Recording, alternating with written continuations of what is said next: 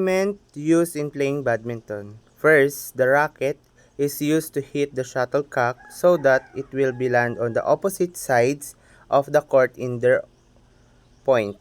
Next, the 5 basic skills of playing badminton. First, gripping.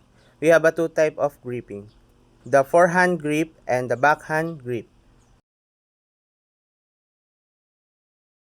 The two types of serving, the long serve and the short serve. The long serve, you need to shuttlecock underarm forehand stroke, and the short serve, you need to shuttlecock underarm backhand stroke. Next, we have a ready position, a posture that allowed players to quickly react to their opponent's shot. Next, we are going to type of stroke, the overhead forehand stroke, the overhead backhand stroke, and underarm forehand stroke, and lastly, underarm backhand stroke.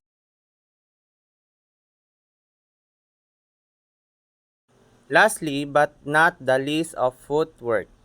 The footwork most effective movements is the asterisk, in which going to sideway or diagonal way.